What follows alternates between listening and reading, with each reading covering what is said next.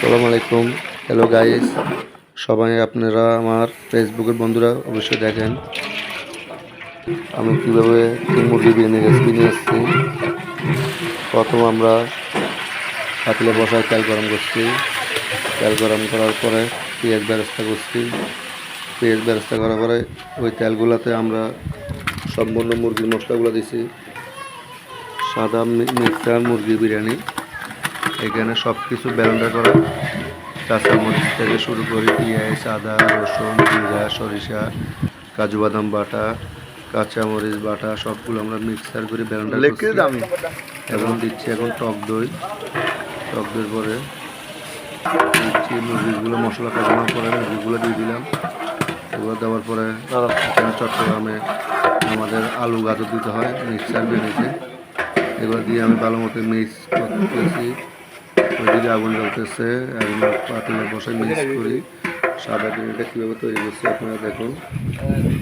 অনেক সুন্দর একটি রেসিপি আমার প্রিয় বন্ধুদের জন্য নিয়ে আসছি আকর্ষণ করার জন্য। এখন দিচ্ছি মাংসগুলো কষানোর পরে পানি দেওয়ার পরে আমরা পানিগুলো ফুটে যাওয়ার পরে দিচ্ছি চাউল। এইটা বিরিয়ানির বাবুর্চির হাতে মিক্সার মশলা স্পেশাল। যেহেতু সাদা বিরিয়ানি আপনারা দুধ দিতে হবে, কোনো কাঁচা মরিচ ছাড়া রান্না হবে না।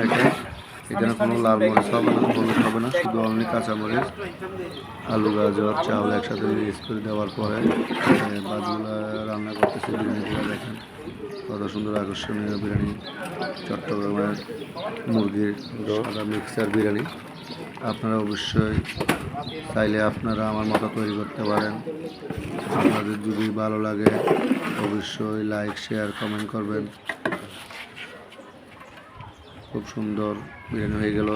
এখন উপরে আমরা কিশমিশ বেরেস্তা মিক্সার করে দিচ্ছি। অলরেডি রান্না শেষ। আপনারা দেখেন আজকে এই পর্যন্ত।